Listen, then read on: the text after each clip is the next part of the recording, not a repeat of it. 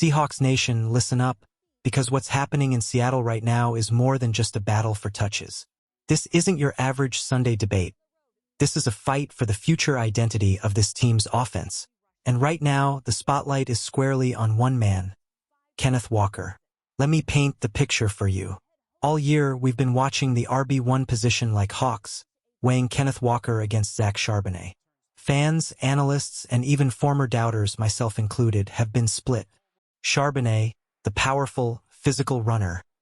Walker, the speedster with the lightning in his legs. Early in the season, I had my doubts. Walker was coming off injuries, looked slower in training camp, and hadn't shown the explosive edge that made him a household name. I thought Charbonnet had the edge, but the narrative is shifting and fast. Week after week, Walker has shown he's not just healthy, he's dominant. His yards per carry are climbing, his speed is back, and his ability to stretch defenses to the edge fits perfectly into Clint Kubiak's scheme. Kubiak wants a zone-heavy, outside-attacking running game, and Walker? He's a natural. Charbonnet? Still valuable, still powerful, but right now, Walker is taking over the job. And the numbers don't lie. Walker's nearly doubled Charbonnet's rushing yards, and he's not just effective on the ground. He's becoming a weapon in the passing game as well. Every snap he takes forces the defense to make a choice. Collapse inside and risk the outside, or defend the edges and invite chaos up the middle. Walker is creating opportunities the way this offense was designed to. Think about it. We're witnessing a position battle that isn't just about stats. It's about identity. It's about who defines the Seahawks offense moving forward. And if Walker keeps this pace, he won't just get more carries. He'll get the role he's earned. RB1, undisputed, and impossible to ignore. So Seahawks fans, here's where you come in. Who do you believe should lead the charge? Are you backing the speed and explosiveness of Walker, typing KW in the comments? Or are you still rooting for the raw, bruising power of Charbonnet, typing ZC and hoping for a two-back system? The battle lines are drawn. The stats are clear. And for the first time this season, I have to admit, I was wrong about Kenneth Walker. He's not just back. He's ready to take over Seattle's offense, and the rest of the league better take notice. Seahawks fans, let's dive deeper, because what we're seeing right now is about more than just numbers. It's about fit. It's about who thrives in Seattle's offense. And right now, Kenneth Walker isn't just performing, he's perfectly built for this system. Think back to mid-season around that Houston game. Riq Woolen started snapping into shape, fitting the scheme and earning more reps. It wasn't luck. It was about how he matched the system's needs. Now, imagine that same scenario in the backfield. Walker isn't just running.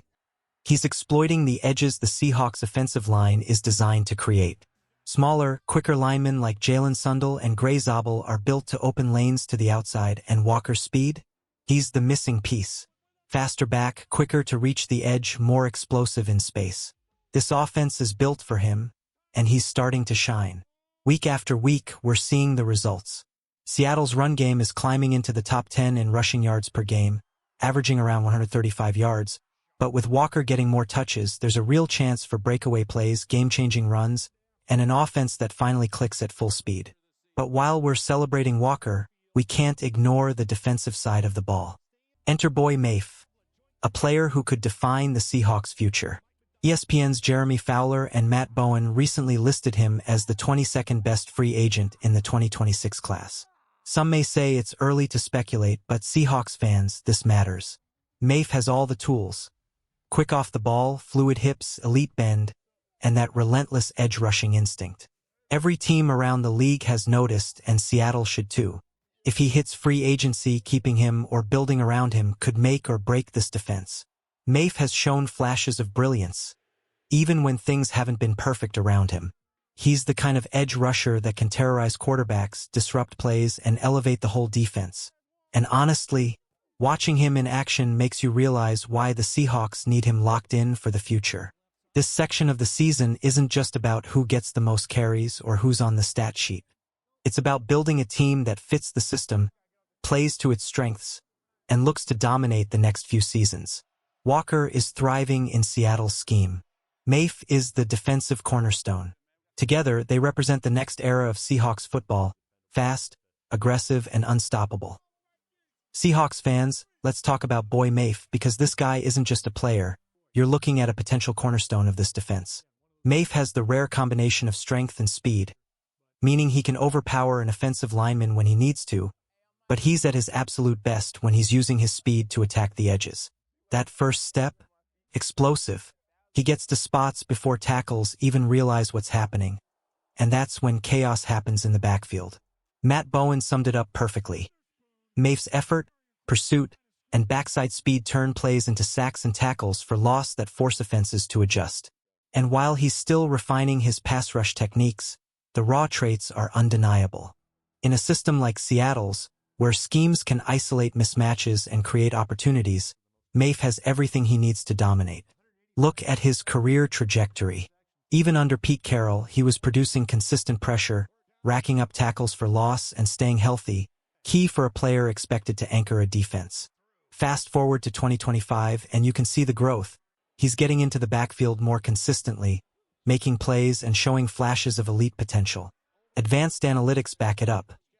He's winning his pass rush sets, getting pressure on quarterbacks, and forcing offenses to react.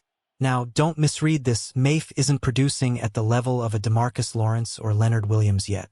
His numbers aren't flashy enough to jump off the page, but he's making consistent, disruptive plays, creating opportunities, and proving he belongs in the conversation of top edge rushers. For Seattle, that's gold. The big question for John Schneider? Price. If Mafe comes with a high dollar tag, the Seahawks may need to explore cheaper alternatives or draft solutions. But if the cost is reasonable, keeping him could pay huge dividends. His growth this season proves he's ready to contribute at a high level, and his role will only expand as the defense develops around him. Fans have noticed it too. In the last few games, Mafe has been penetrating the backfield, making tackles for loss, and even getting sacks against teams like Arizona. That consistency, not just the highlight plays, is what transforms a good player into a foundational piece. Seattle has options. Keeping a player like Chenna Nwosu affects Mafe's snaps. But the opportunity is there. For the right price and with smart usage, Boye Mafe could be a key part of the Seahawks' next era, anchoring a pass rush that can dominate opponents for years.